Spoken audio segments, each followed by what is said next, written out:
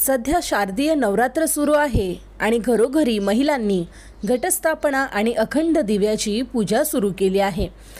याशिवाय अनेक जण नवरात्रीचे 9 दिवस उपवास सुद्धा करतात।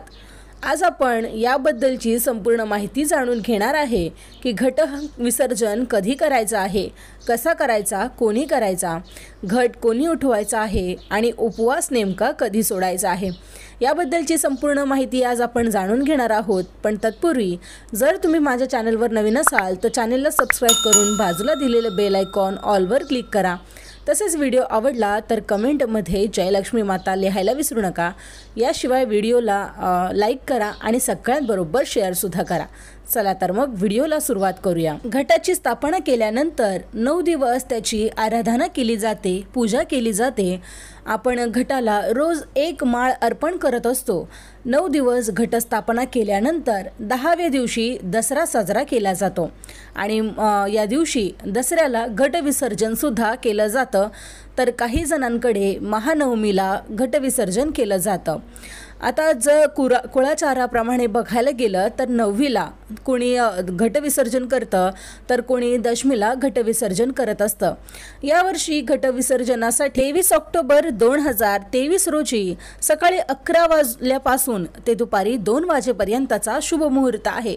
त्यामुळे तुम्ही या वेळामध्ये घट विसर्जन केलं तरी सुद्धा चालेल आणि जर तुम्ही दशमीला विसर्जन करणार आहात तर सकाळी 11 वाजल्यापासून ते संध्याकाळी 5 वाजेपर्यंत तुम्ही घट विसर्जन करू शकता।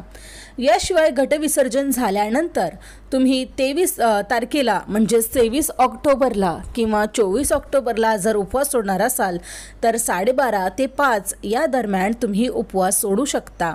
यानंतर आता आपण पाहूया की घटस्थापनेच्यासाठी आपण जे काही साहित्य वापरलं होतं या साहित्याचं नेमकं काय करायचं आहे। सर्वप्रथम घट विसर्जनाच्या दिवशी म्हणजेच महानवमीला किंवा दशमीला जर तुम्ही घट विसर्जन करत असाल तर या दिवशी लहान 5 मुलांना तुम्हाला घरी बोलवायचं आहे आणि तुमच्याकडे जर प्रथा असेल तर त्यांच्याकडून तळी तुम्हाला उचलायची आहे।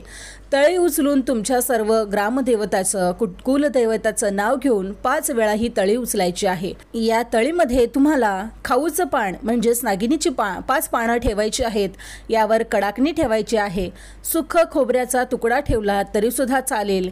यानंतर एखादं फळ असावं आणि सुपारी आणि हळद कुंकू अशा पद्धतीने ही तळी तुम्हाला तयार करायची आहे आणि ही तळी 5 मुलांकडून तुम्हाला उचलायची आहे। 5 मुलांनी तळी उचलल्यानंतर हा जो प्रसाद आहे तोच त्या मुलांना वाटायचा आहे। यामध्ये कडाकणी याला खूप विशेष असं महत्त्व आहे। जी काही जण सप्तमीला अर्पण करतात तर काही जण अष्टमीला देवीला अर्पण करत असतात। यानंतर तुम्हाला घट हलवून घ्यायचा आहे। हा घट हलवताना सुद्धा नेहमी पुरुषांनी हलवायचा आहे, स्त्रियांनी घट हलवू नये। त्यामुळे तुम्ही ज्या मुलांना बोलवलं आहेत या मुलांकडून घट हलवून घ्यायचा आहे आणि यानंतर घट तुम्हाला विसर्जित करायचा आहे। परंतु त्यापूर्वी घट हलवण्यापूर्वी तुम्हाला घटाची म्हणजेच देवीची क्षमा याचना करायची आहे। त्यासाठी तुम्हाला एक मंत्र म्हणायचा आहे आणि तो मंत्र असा आहे, न मंत्रो नो यंत्रम तदपि च न जाने स्तुतिमहो न चौहानम ध्यानम तदपि च न जाने स्तुतिकतः न जाने मुद्रास्ते तदपि च न जाने विलपनम परम जाने मातस्वदनुसरम क्लेशहरणम। या मंत्राचा उच्चार करून आणि मगच तुम्हाला घट हलवून घ्यायचा आहे। घट हलवून घेतल्यानंतर ज्या 9 माळा तुम्ही देवी आईला 9 दिवस अर्पण केल्या होत्या या माळासुद्धा सोडायच्या आहेत आणि त्या घटावर टाकायच्या आहेत तुम्हाला। यानंतर हा घट तुम्हाला पाण्यामध्ये स्वच्छ वाहत्या पाण्यामध्ये विसर्जित करायचा आहे।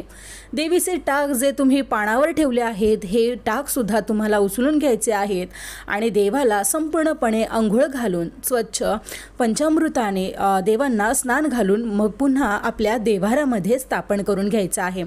या घटामध्ये असलेली सुपारी, पैसा, नाणं तुम्हाला काढून घ्यायचं आहे। घटामध्ये असलेले पाणी तुम्हाला संपूर्ण घरामध्ये शिंपडायचे आहे। लक्षात ठेवा, बाथरूम, टॉयलेट यासारख्या ठिकाणी हे पाणी शिंपडू नये, मात्र घरातल्या 4ही ठिकाणी 4ही कोण्यांमध्ये हे पाणी तुम्हाला शिंपडून घ्यायचं आहे। यानंतर देवी आईची जी जी ओटी तुम्ही भरलेली असेल ही ओटी तुम्ही एखाद्या मंदिरामध्ये देऊ शकता किंवा त्याच ओटीने एखाद्या सवाशिणीची सुद्धा ओटी भरू शकता किंवा ती ओटी तुम्ही स्वतः ती साडी परिधान केली तरी सुद्धा चालेल आणि शृंगाराच्या वस्तू तुम्ही घातल्यात तरी सुद्धा चालणार आहे। आता अखंड दिव्यामध्ये तेल आणि वात राहिली असेल तर ती शेवटपर्यंत तुम्हाला विझू द्यायची नाही, तर ती स्वतःहून शांत झाली पाहिजे आणि मग ही शांत झालेला दिवा तुम्हाला उचलून ठेवायचा आहे। ज्यावेळी तुम्ही घट हलवाल त्याच वेळी तुम्हाला त्या दिव्याचं सुद्धा विसर्जन करायचं आहे। मात्र दिवा जर तेवत असेल तर तुम्हाला त्याला हात लावायचा नाही, दिवा पूर्णपणे स्वतः शांत होऊ द्यायचा आहे। यानंतर देवीजवळ ठेवलेली 5 फळे तुम्ही मुलांना प्रसाद म्हणून देऊ शकता किंवा घरातल्यांना सुद्धा हा प्रसाद म्हणून दिला तरी सुद्धा चालणार आहे। यानंतर कलशामध्ये असलेलं नाणं आपल्या तिजोरी किंवा पर्समध्ये तुम्हाला ठेवायचं आहे। यामुळे धनवृद्धी होते असं सुद्धा म्हणतात। तसंच कामकाजामध्ये तुमची प्रगती होण्यासाठी हा उपाय अतिशय महत्त्वाचा आहे। त्यामुळे जीवनामध्ये कधीही तुम्हाला पैशांची कमतरता भासणार नाही। यानंतर जो मातीचा कलश आहे त्यात घराच्या बाहेर एखाद्या झाडाखाली तुम्ही ठेवू शकता किंवा एखाद्या मंदिरात देऊ शकता किंवा तुमच्या गॅलरीमध्ये बाल्कनीमध्ये तुम्ही याच्यामध्ये एखादं झाड सुद्धा लावू शकता। यानंतर जे काही धान्य आहे या उगवलेल्या धान्यांना तुम्ही पर्समध्ये सुद्धा ठेवू शकता किंवा तुमच्या तिजोरीमध्ये सुद्धा ठेवू शकता। यामुळे दुर्गा मातेची कृपा तुमच्यावर कायम राहते असं सुद्धा म्हटलं जातं। आता बघा, काही जण विसर्जन हे महानवमीला करतात तर काही जण दसऱ्याच्या दिवशी करतात, कारण दसऱ्याच्या दिवशी त्यामधले जे काही अंकुर आहेत हे गांधी टोपीमध्ये घालून सोनं लुटण्यासाठी लहान मुलं जात असतात। तसेच दसऱ्याच्या दिवशी हे अंकुर देवाला सुद्धा वाहिले जातात। त्यामुळे दसऱ्याच्या दिवशी तुम्ही घटाचं विसर्जन करू शकता आणि जर तुमच्याकडे महानवमीला घटाचं विसर्जन करण्याची पद्धत असेल तर त्याप्रमाणे तुम्हाला करायचं आहे। यानंतर नवरात्रीचा उपवास तुम्ही महानवमीला सोडू शकता किंवा जर तुमच्या प्रथेप्रमाणे दसऱ्याला उपवास सोडत असाल तर दसऱ्याला तुम्ही उपवास सोडू शकता। आता पुरणपोळीचा नैवेद्य घट उठण्यापूर्वी देवीला दाखवायचा असतो।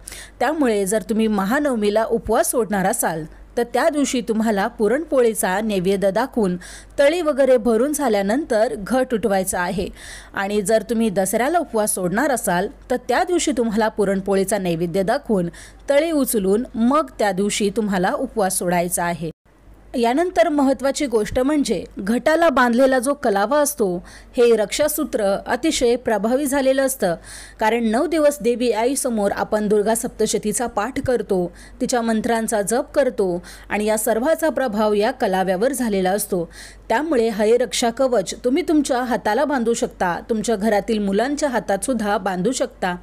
याशिवाय हे कवच तुम्ही तुमच्या तिजोरीमध्ये ठेवलं तरी सुद्धा चालणार आहे आणि हे रक्षा कवच म्हणजे देवी आईचा आशीर्वाद तुमच्याजवळ सतत राहणार आहे। त्यामुळे हा कलावा तुम्ही हातात बांधला तर अतिशय उत्तम होईल। तर मग मंडळी, आशा करते तुम्हाला हा व्हिडिओ आवडला असेल तर लाईक करा, कमेंटमध्ये जय लक्ष्मी माता नक्की लिहा। याशिवाय व्हिडिओ सगळ्यांबरोबर शेअरसुद्धा करा। चला तर मग भेटूया अशाच एका नवीन व्हिडिओमध्ये अशाच महत्त्वपूर्ण माहितीसह। तोपर्यंत धन्यवाद।